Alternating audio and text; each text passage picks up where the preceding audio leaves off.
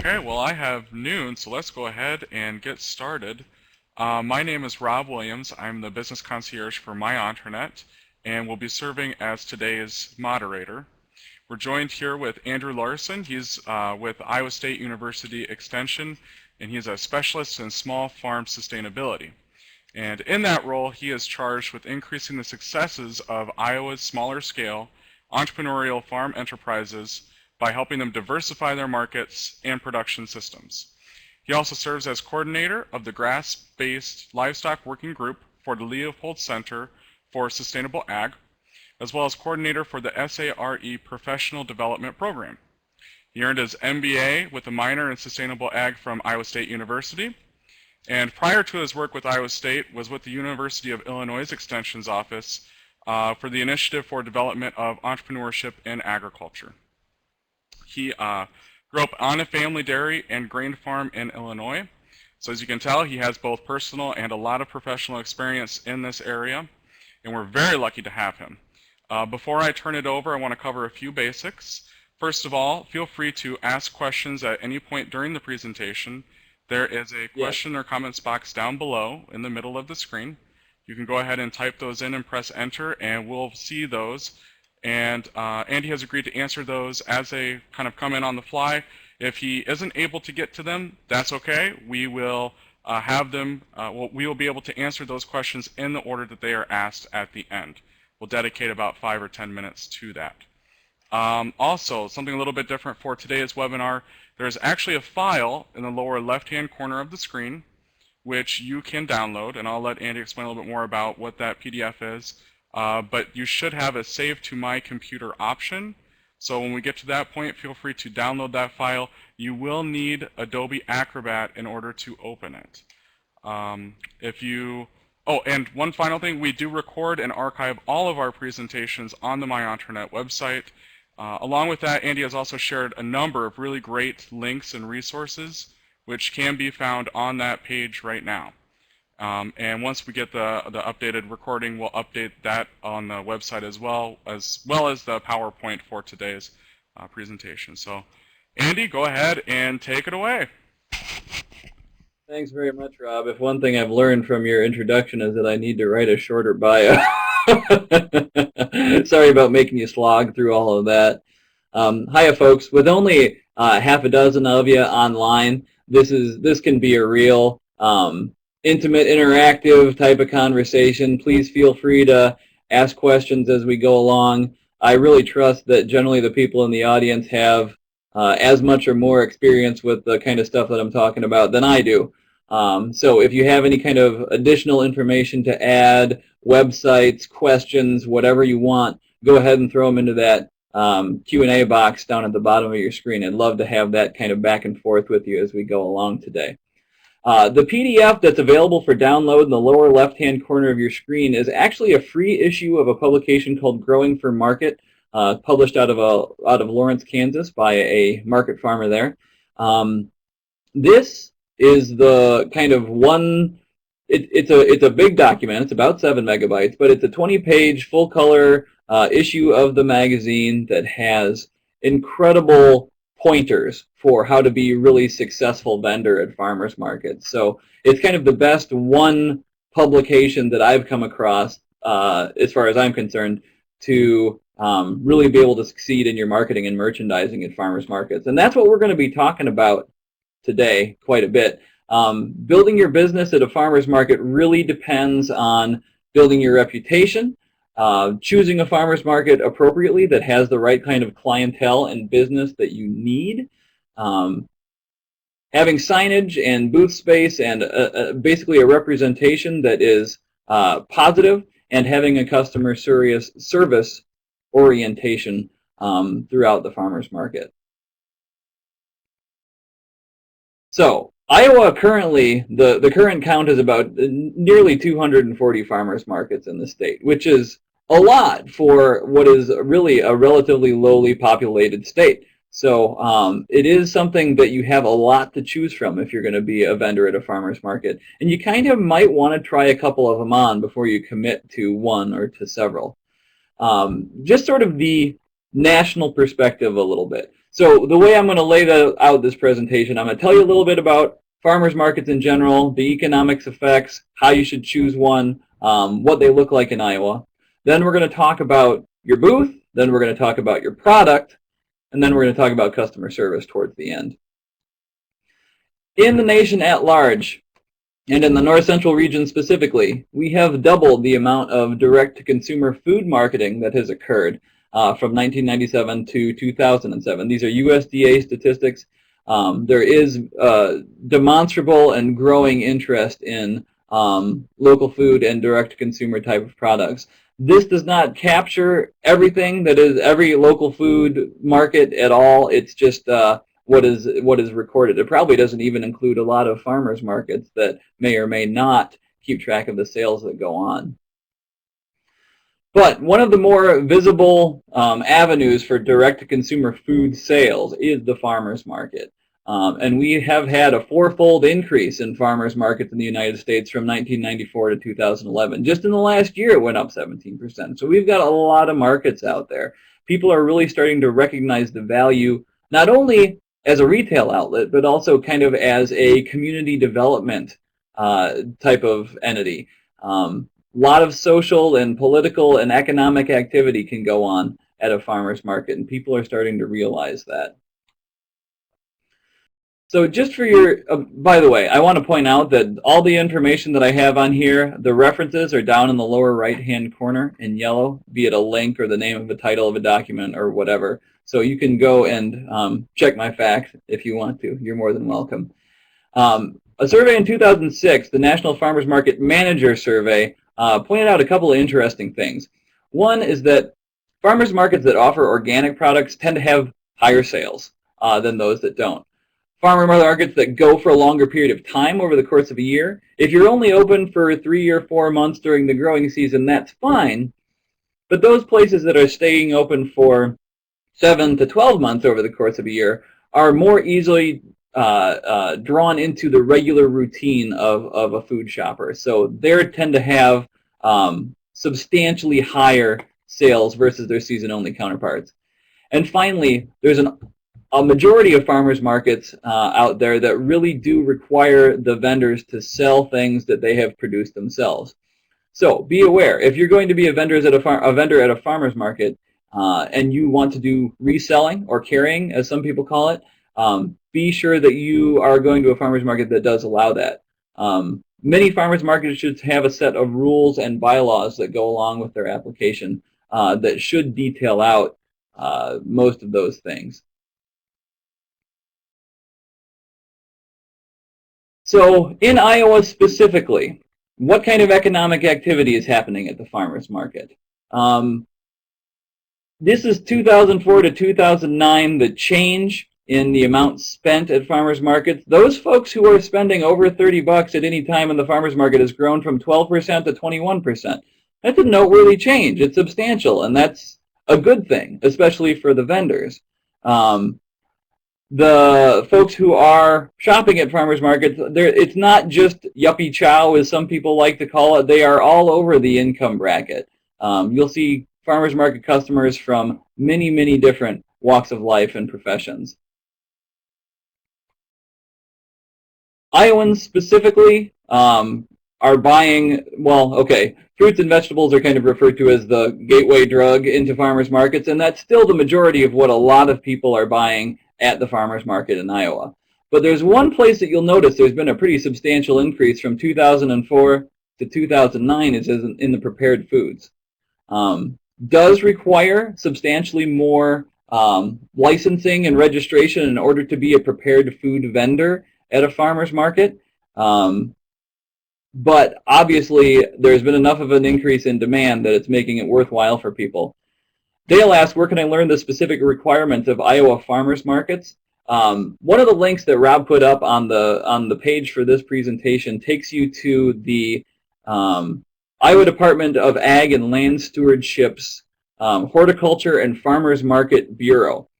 That is a relatively small web page, but has a wealth of information about how to set up farmers markets in Iowa, how to be a vendor, which resources are available to you. A really good thing. And Rob can put up that URL again if you'd like.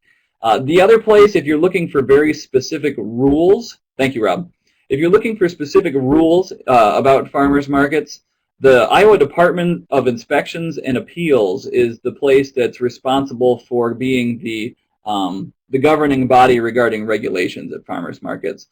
So the folks at DIA are very helpful and are going to be able to answer pretty much any kind of question you have regarding being able to sell what, in what form, when, where at farmers markets. So one little reality check that I always like to do with people is that most of the vendors in the upper Midwest at farmers markets sell relatively small amounts in any given season. Only about 20% of vendors in the 12 states of the upper Midwest sell more than $5,000 per year at the farmers market. So it's just kind of a side venture for them. In Iowa, we do have a pretty large contingent of those sub $5,000 vendors as well. But I want you to notice that we have substantially more than 20%, nearly 30%, that are making the 5,000 to 10,000 plus part of the income range at farmers markets. So, and the amount that is $10,000 and one plus is actually increased by a little bit. So I hope to see that trend continue, to see more people making a more substantial component of their income from the farmers market. But just for reality purposes, farmers market tends to be 20% or less of the income of farmers market vendors. There are a substantial number of off-farm work, on-farm income, and other retirement income and things like that that become a major part of the income of farmers markets.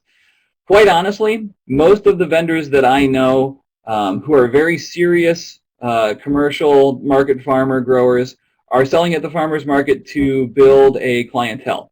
It's a place that's very visible. It's a place that's very community-oriented. It doesn't pay for itself every week. The amount of time that you spend preparing and being at a farmer's market can be substantial. So be sure to weigh those things when you're deciding whether or not to be a vendor. Where's the action? These are kind of old numbers. From 2005, darn near 3/4 of the farmer market sales in Iowa were generated by 5 markets. And those were all obviously around relatively populated areas.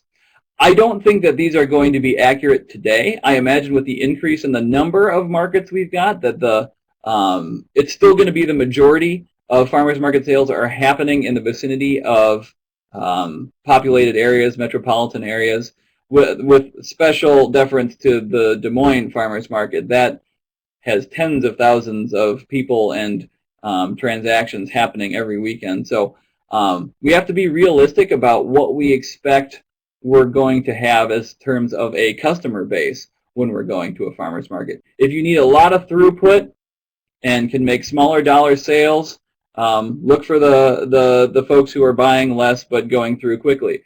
You can see that there's a different amount of per capita sales going, for example, in Waterloo versus Des Moines.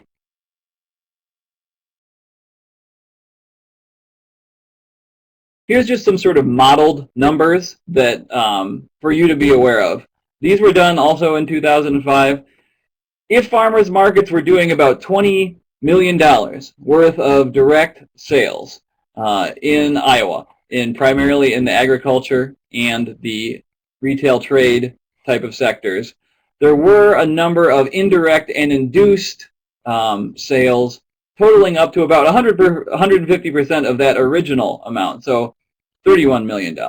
The same thing is true in jobs. The same thing is true in income. Basically, a farmer's market does about 50% more good than just what the direct results are of it. So if you're trying to convince, a county board of supervisor or your city leaders or wherever that a farmer's market is a good idea economically, this is something that you could possibly tell them about. Okay, so that's all I'm going to say about kind of the economics of farmers markets. If you have questions about that, go ahead and throw them my direction.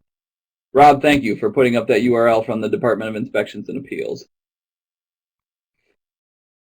We're going to talk about building your brand, and we're going to talk about first doing it with your booth. It really is quite possibly the best way to tell your story at a farmer's market. You want your booth to have a great farm sign that not only meaningfully identifies you, but also creates a lasting impression and potentially has a hook. I like this one here, Maggie's Farm. I mean, it's got kind of the double meaning if you're a bluegrass fan. It tells what her specialty is right there up on the sign. Easily legible from a distance, attractive, clear, professional looking. Something that makes you stand out here, like the whole majestic garlic sign, the little garlic and the fez who looks kind of inebriated, and with their farm website below as well. Also very effective farm signs. Got to make sure people can see them. Got to make sure people can recognize them immediately. And most importantly, you got to be able to tell your friends that I got it from that farm sign. Look for that farm sign down the other end of the row.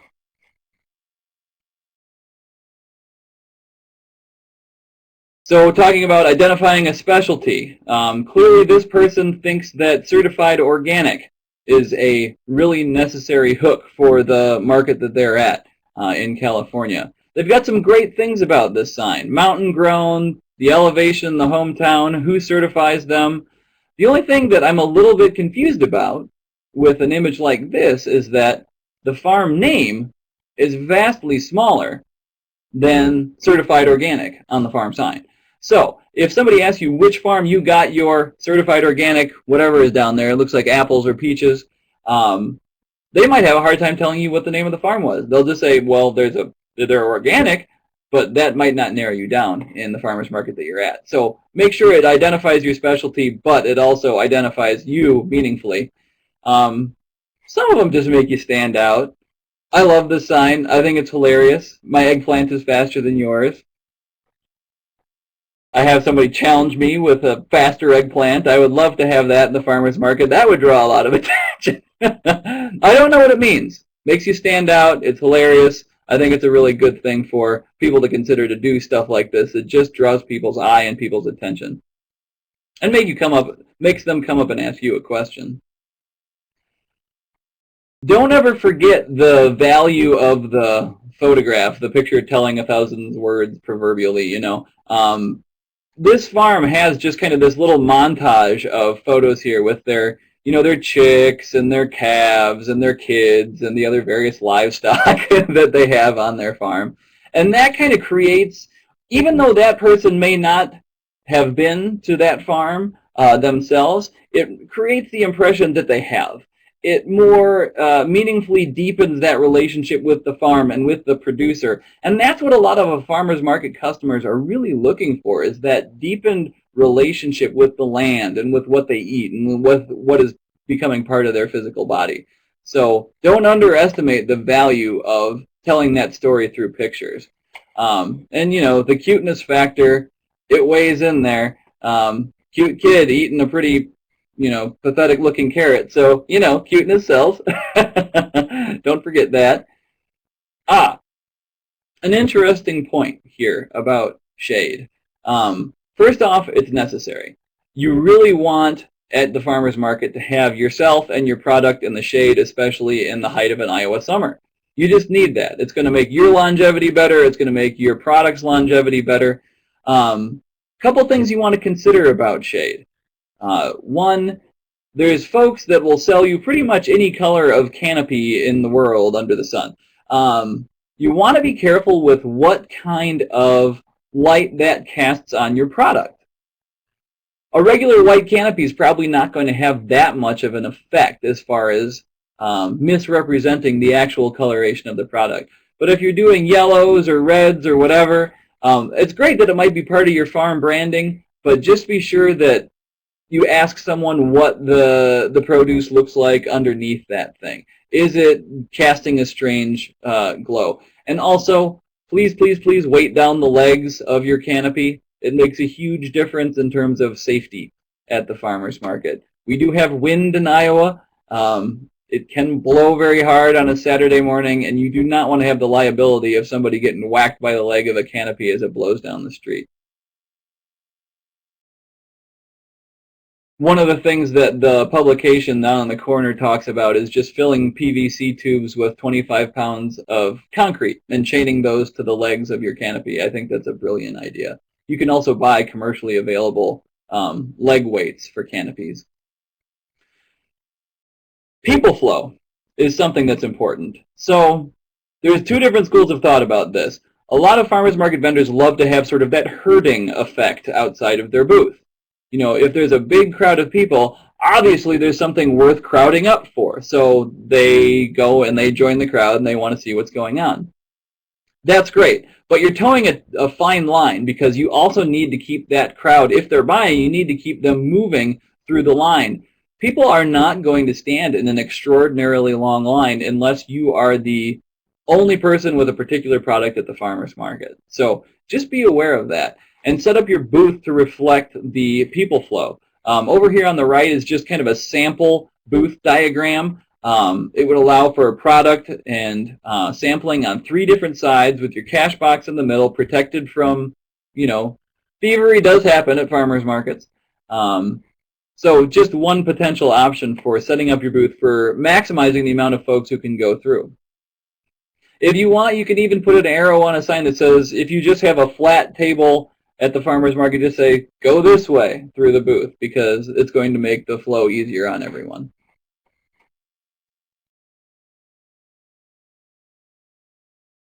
People do matter. They matter a lot, but not just your customers, also yourselves. You are part of the booth when you're working a farmer's market. You are part of your brand. You are the representation of your business. Wear a uniform with a logo. This is my friend Stan. He wears a Triple S Farm shirt and that signature battered straw hat every week at the farmer's market. It's easy to pick out. He is using a red canopy, for better or for worse. It's something that people can see and people can find. Make sure that you have that kind of regular, consistent image that people can look for. And if possible, have your employees have the same kind of uniform on as well.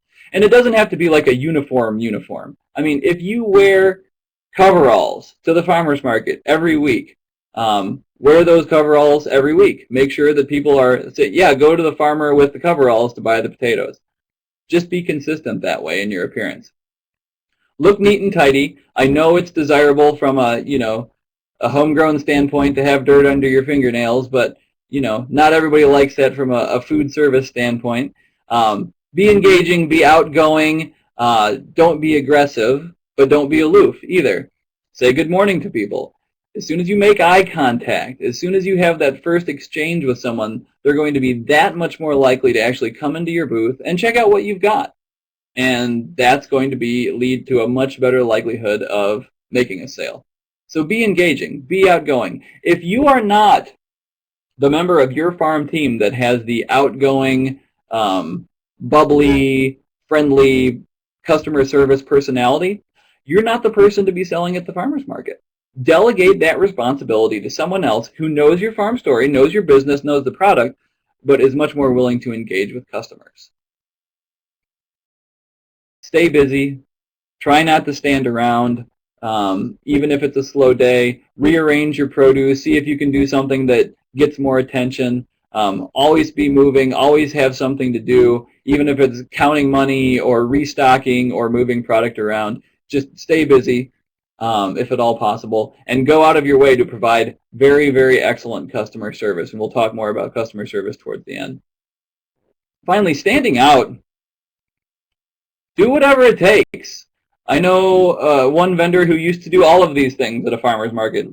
He would sing, he would dance, he would juggle, he would throw vegetables to people, he would bring flowers to ladies out in the aisle at the farmer's market. He had this like crusty, mossy fisherman hat that he wore every week. I mean, and this kid with the Cornhusker kind of thing going on here. Yeah, just do what you can to stand out and draw a little bit of attention to yourself. So that's kind of the approach from the whole booth type of standpoint. look good, have your farm name obvious, have your specialty be obvious, be engaging, be part of your brand. Now we're going to talk about product merchandising a little bit.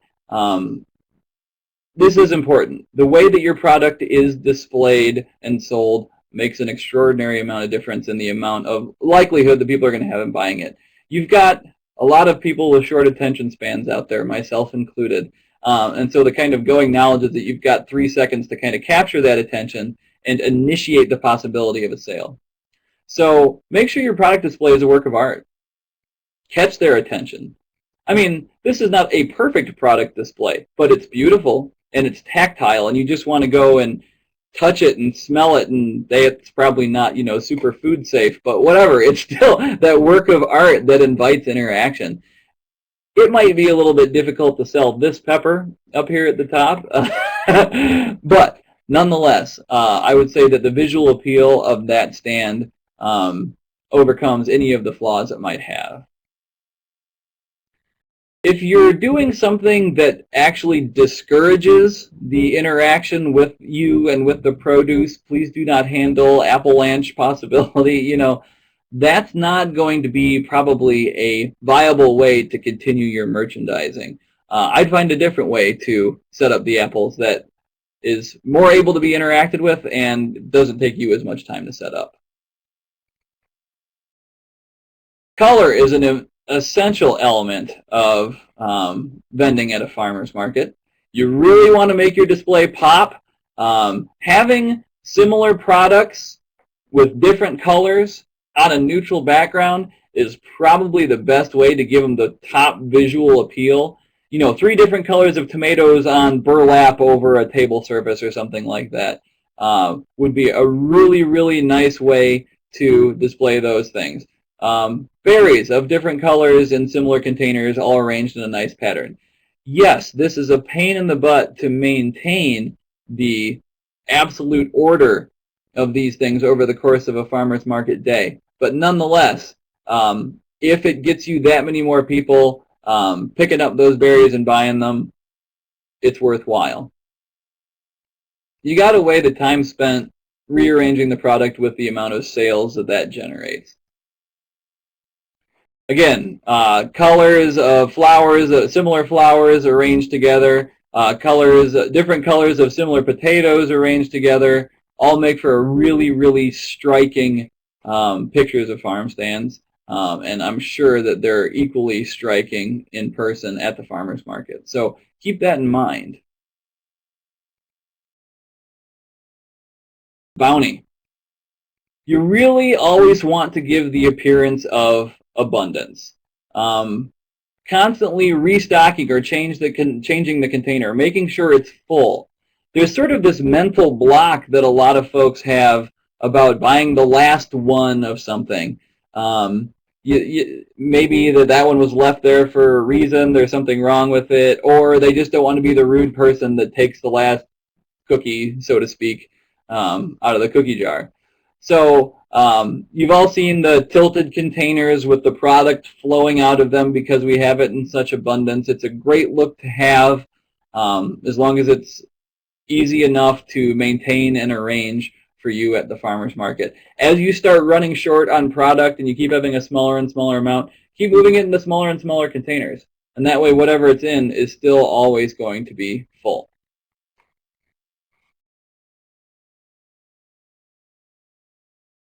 This is sort of an obvious example of what not to do when you're trying to maintain that sense of bounty and abundance. This is really easy to solve. Okay, great. Heirloom tomatoes, expensive heirloom tomatoes. Oh, these are just the last few heirloom tomatoes. It looks like they've been picked over. I don't think I'm going to pay $3 a pound for those. Well, if that vendor takes those tomatoes and pushes them back together, takes down one of the tables and, again, makes that sort of appearance of abundance and variety and freshness all in a smaller space, those tomatoes are likely to start selling again if there's been a lull. Because in this way where there's a lot of table showing through, it does look like they've been picked over.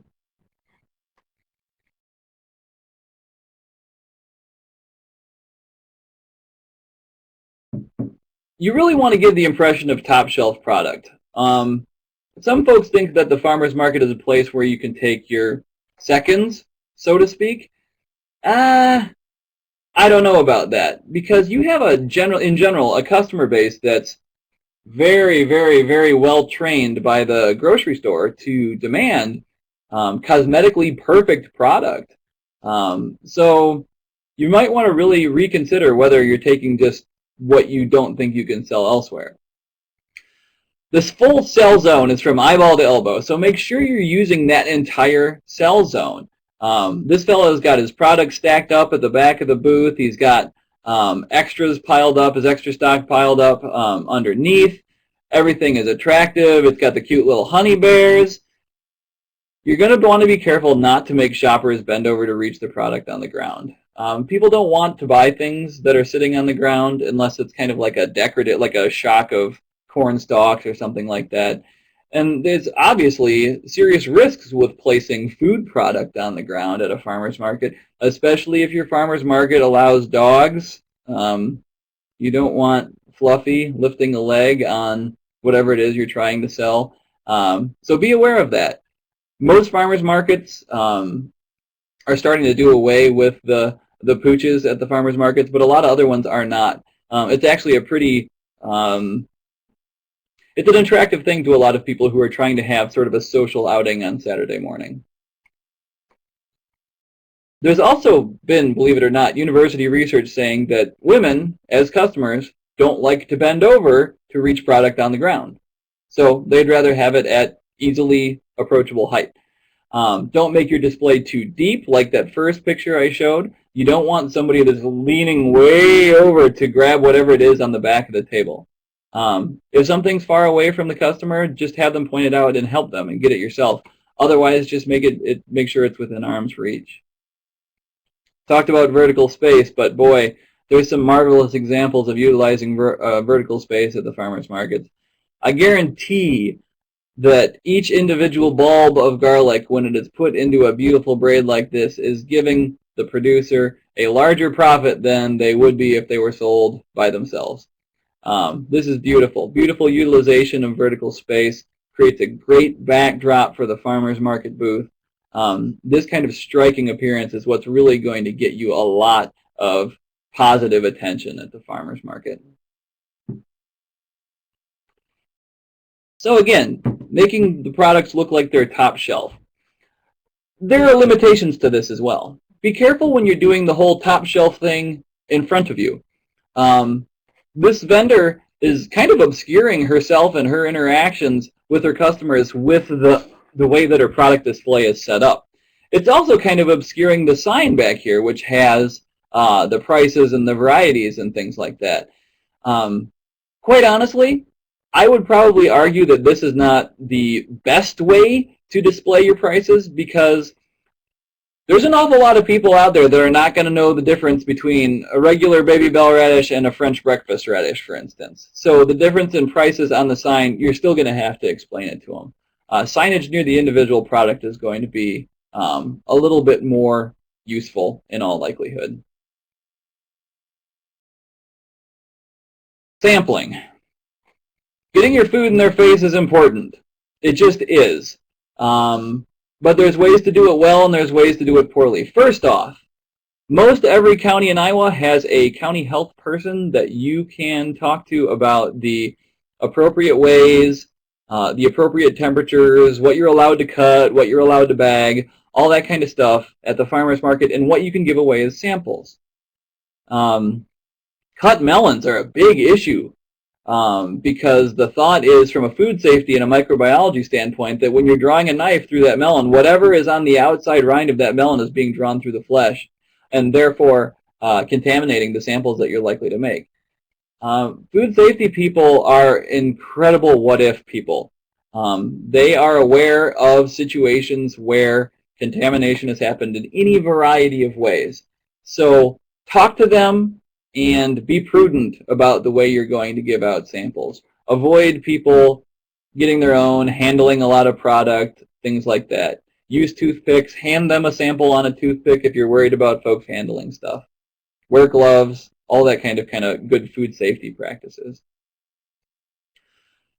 Another type of signage is going to be the product signage itself, as I just mentioned.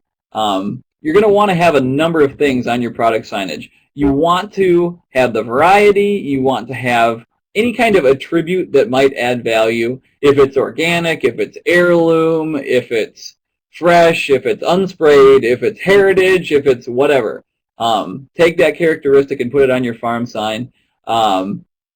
Possibly suggest a way to use it, especially if it's an unfamiliar product. If you're selling celery root, celeriac, you're going to want to tell people how they can use that well. I don't know of too many people selling that in Iowa. But anything like, rutabagas that are not something that's any longer part of our kind of staple foods, a suggested use or a suggested recipe, as well as maybe a complementary product that you're also selling, is a good way to get that stuff moved. Don't go overboard if you can help it. I don't think this is a farmer's market. I think this is a store. But when I see this display, they're doing a lot of things right. They're using the wooden bushel baskets. They're displaying things really nicely. But I see signs more than I see product. And when I see something like OMG delectable on the sign for a product, I feel like it's a little more verbiage than is necessary.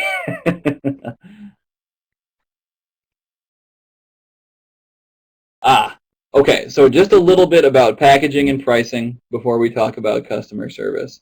And by the way, y'all out there are being pretty silent, so don't hesitate to start typing in questions here. I really would like to have a conversation with you rather than just sitting here and yammering. Contrary to popular opinion, I don't like to hear myself talk that much. Okay, so regarding packaging and pricing, consider your audience, consider your customer base. If you have mostly single people or mostly elderly people, folks that need to have a smaller amount of something in order to get it utilized before it goes to waste, consider smaller containers. You could even put a higher price per unit on a smaller container. If you're selling blackberries, a pint for $5, half pint, $3. It's not going to matter normally to somebody who feels like they're not going to waste it. Also, it could be for a high dollar thing like berries, it could be that $5 is just a little bit above what somebody is willing to spend on any.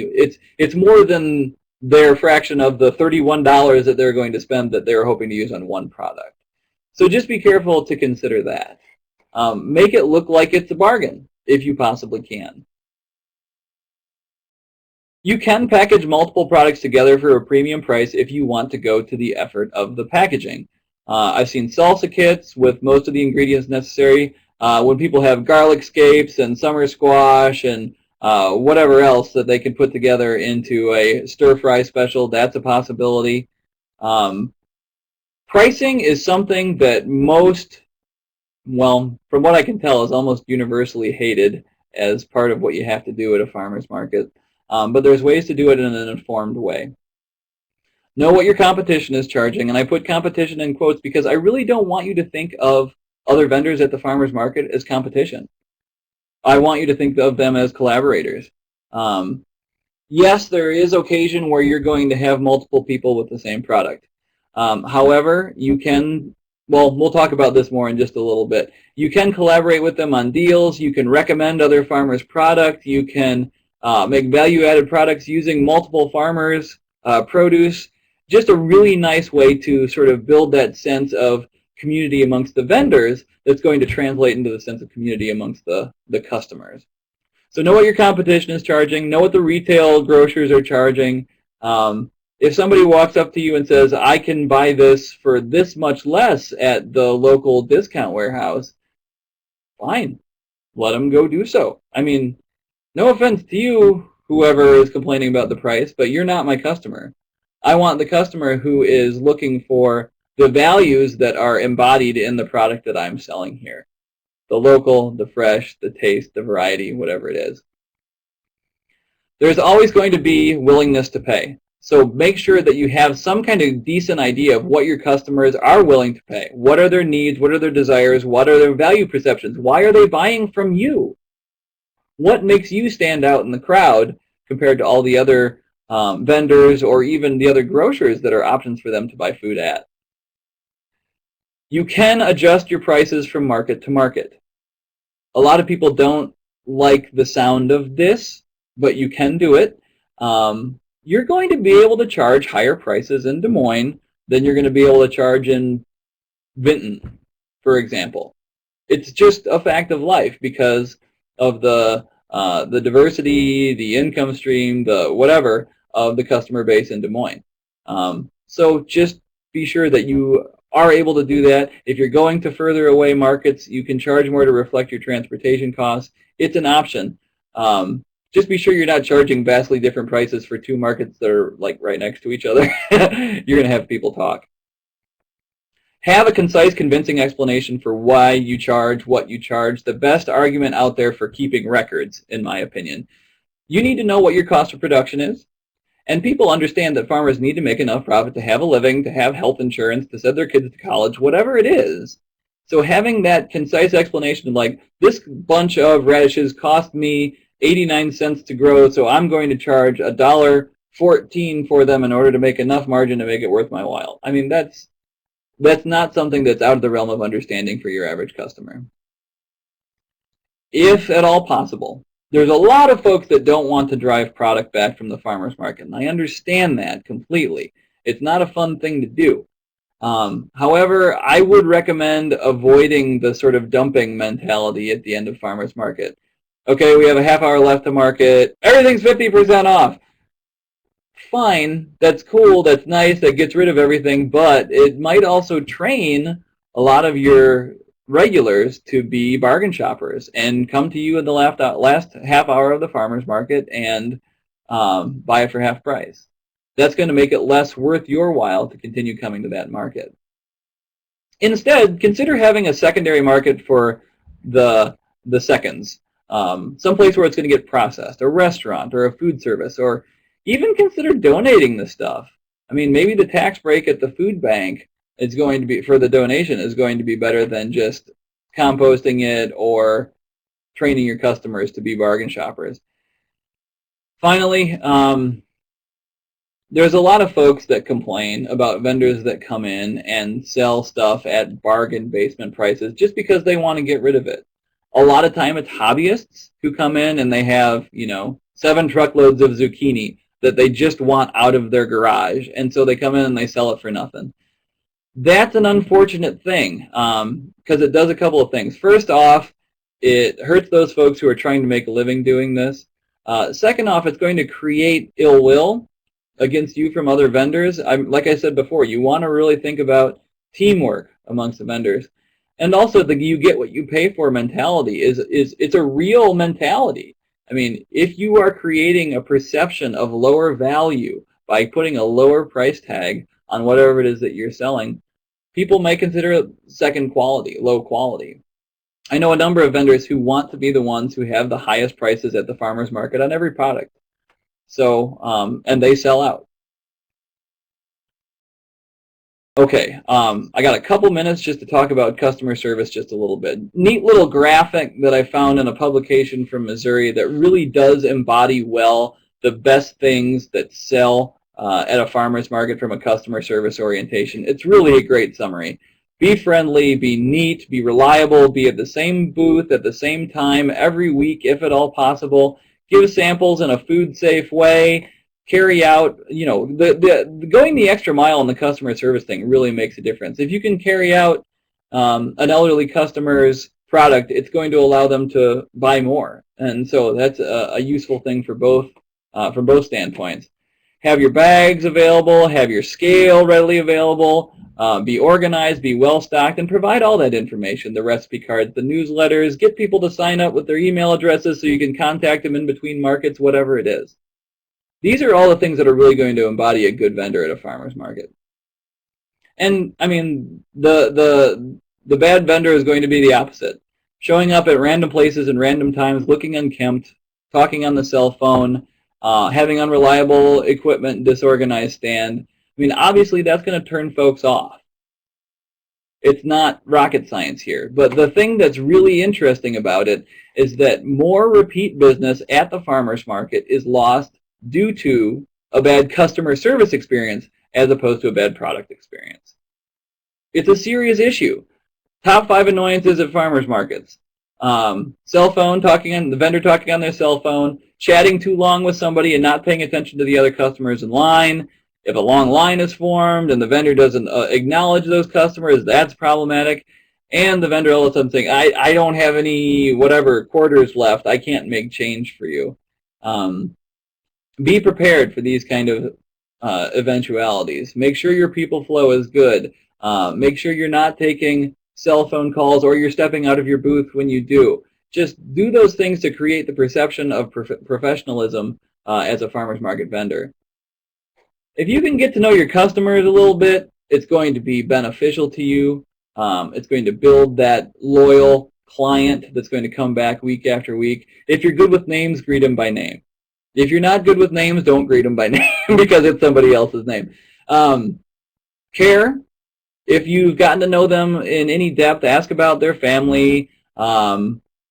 Create that deeper relationship that these people are seeking with the land and with the farmer and with the food that they're putting in their bodies. Listen. If somebody's got a special request, write it down. God knows I would forget a special request from week to week, so have a little log with you. Do your research. This is just a picture over here of a simple dot survey. How much are you willing to spend at the farmer's market today? And then the different, number tallies over down the side. Easy way to figure out what people in your farmer's market spend. Or how far did you come to the farmer's market today? What's your favorite product at the farmer's market today? It's a quick, simple way to do a little bit of customer research.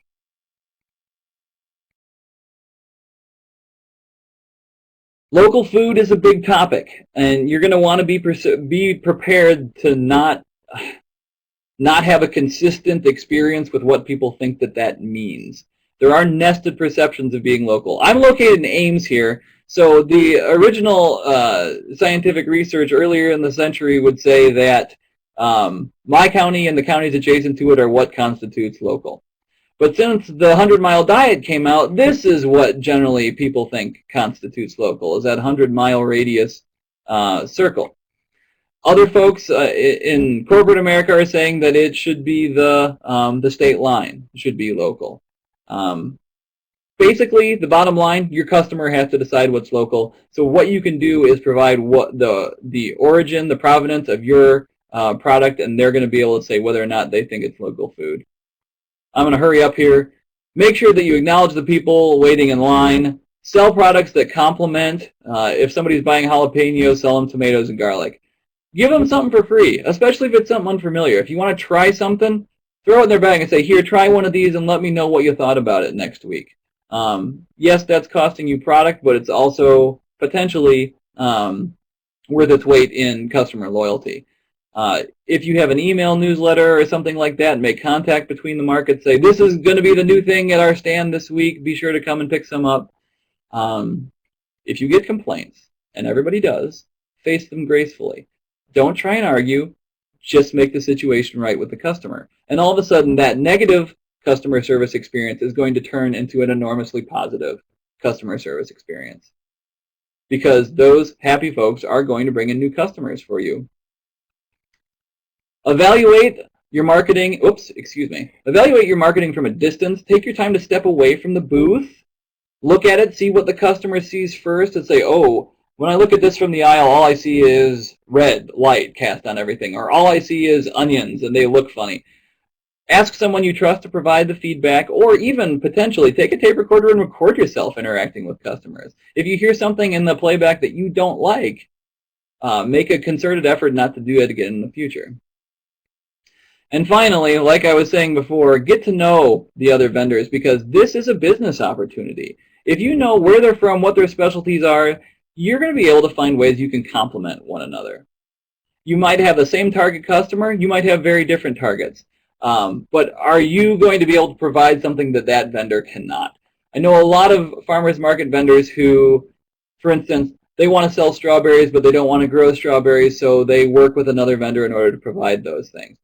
You know, there's a lot of ways that partnerships can form from a marketing standpoint. So knowing your other vendors is going to be a real benefit to you. Just to leave you with kind of the take-home message, you're really at a farmer's market to provide a customer with abundance. Abundance of great product, abundance of information regarding what they're eating, and abundance of customer service that's going to build the relationship with them. So that's why you're there. That's how you're going to build a business through a farmer's market. This is the checklist. If you can check off each one of these little tick marks, you're probably ready to go ahead and sell at the farmer's market. Here's my contact info. I want you to feel free to drop me a line anytime to ask me questions about farmers markets or anything else related to small-scale, entrepreneurial, or rural retail, agriculture. Anything like that is kind of the realm I work in. So I've actually successfully left 10 minutes for questions at the end, Rob. How about that? So I know that there's only 8 folks online, but I'd really love to hear from you guys. What do you want to know about farmers marketing? I haven't seen any other questions roll through. I've been kind of keeping my eye on that.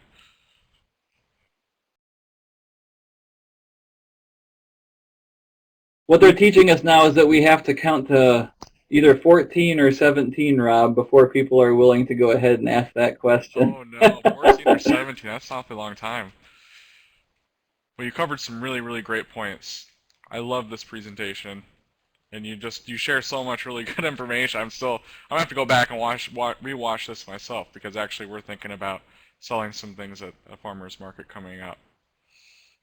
Very cool. As my intranet is going to have its own booth, or you're going to sell produce? Me personally.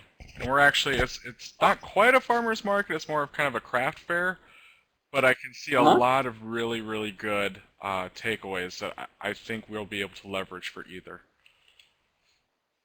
Definitely. Yeah, pretty much anytime you're at an open air type of market, yeah, there's a lot of similar points that you're going to be able to use to really maximize or optimize the business that you do.